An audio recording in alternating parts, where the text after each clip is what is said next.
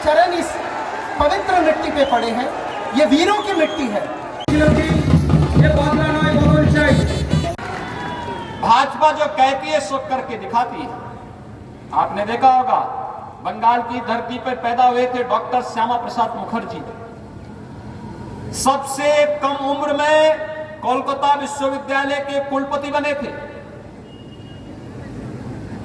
1952 में जब कांग्रेस ने देश के अंदर आतंकवाद की जड़ आर्टिकल 370 को देश के संविधान में धोखे से डालने का प्रयास किया, धोखे से डाला था, तब सबसे पहला विरोध अगर किसी ने किया था डॉक्टर श्यामा प्रसाद मुखर्जी जी ने किया था।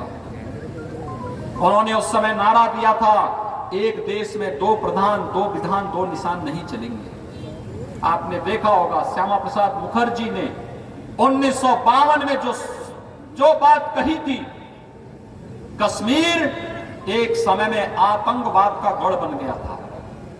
लेकिन हम सब आभारी हैं प्रधानमंत्री मोदी जी और गृह मंत्री अमित शाह जी के, जिन्होंने कश्मीर से आर्टिकल 370 को सदैव के लिए समाप्त करके एक भारत श्रेष्ठ भारत की परिकल्पना को साकार किया है।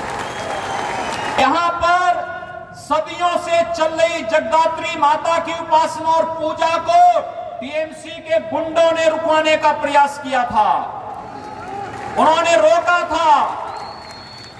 लेकिन उत्तर प्रदेश में और केंद्र में भाजपा की सरकार है। उत्तर प्रदेश में कावड़ यात्रा को कोई रोक नहीं सकता, दुर्गा पूजा को कोई रोक नहीं सकता, रामलीलाओं की परंपराओं को कोई रोक नहीं सकता। और साथ साथ हम तो अब अयोध्या में भगवान राम का भव्य मंदिर निर्माण का कार्य भी आगे बढ़ा सके। भाजपा आएगी, सेवंत पे कमीशन देगी। वामपंथियों ने, कांग्रेसियों ने और टीएमसी ने तो आपको सेवंत पे कमीशन भी नहीं दिया है। उत्तर प्रदेश में हम अपने हर सरकारी कर्मचारी को सेवंत पे कमीशन दे रहे हैं, बंगाल के अंदर नहीं मिल रहा है। इसलिए अच्छा होगा कि ये जो कुछ स्थानों पर भेदभाव की शिकायतें आ रही हैं, भाजपा के कार्यकर्ताओं के उत्पीड़न की शिकायतें आ रही हैं और कार्यक्रमों में व्यवधान पैदा करने की शिकायतें आ रही हैं, ये अच्छी स्थिति नहीं है। और इन स्थितियों में आज के दिन पर ईमानदारी पूर्वक चुनाव कराने में योगदान देना पुलिस और प्रशासन का दायित्व बनता और अपने इस दायित्व का निर्वहन ईमानदारी के साथ करिए। अन्यथा लोकतंत्र की मालिक जनता होती है, जनता अपना फैसला सुना चुकी है 2 चरणों के चुनाव के माध्यम से। भारतीय जनता पार्टी को बंगाल के अंदर आने में कोई रोक नहीं सकता। बंगाल ने प्रधानमंत्री मोदी जी के विजन को स्वीकारा है और उन्होंने पिछले 6 वर्षों के अंदर प्रधानमंत्री मोदी जी के नेतृत्व में देश के अंदर चल रहे विकास के कार्यों को पूरे देश ने बड़े गौरव के साथ स्वीकारा है। हर व्यक्ति जानता है मोदी जी ने देश को विकास का एक एजेंडा दिया, देश की आस्था को सम्मान दिया, वैश्विक मंच पर प्रत्येक भारत को गर्व के साथ भारतीय होने का गौरव की अनुभूति कराने का जो गौरव प्रदान किया है प्रधानमंत्री मोदी जी ने किया है। और इसलिए बंगाल का हर नौजवान, हर किसान, हर माताएं बहनें आज प्रधानमंत्री मोदी जी के साथ खड़ा है और भी कर चुकी है। नंदीग्राम चुनाव के दिन आपने देखा होगा वे एक ही बूथ पे 2 घंटे बैठी रही।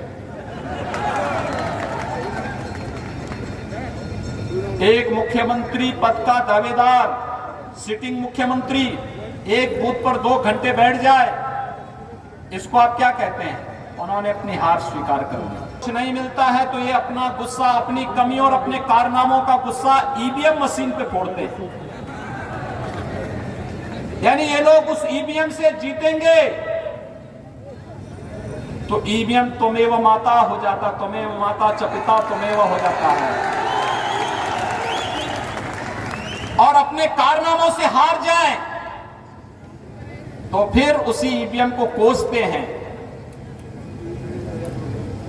उसी को गाली देते हैं। वैसे गाली देते हैं जैसे राहुल गांधी इस समय दे रहे हैं। आपने देखा होगा ना, अमेठी की जनता ने उन्हें 4 बार उस पूरी खानदान को प्रधानमंत्री पद तक पहुंचाया,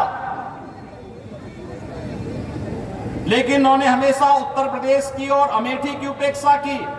जब अमेठी की जनता ने उन्हें सबक सिखा दिया, भगा दिया वहां से हरा करके, तब वो गाली देते हैं उत्तर प्रदेश की जनता को, बंगाल की जनता को भी गाली देते हैं,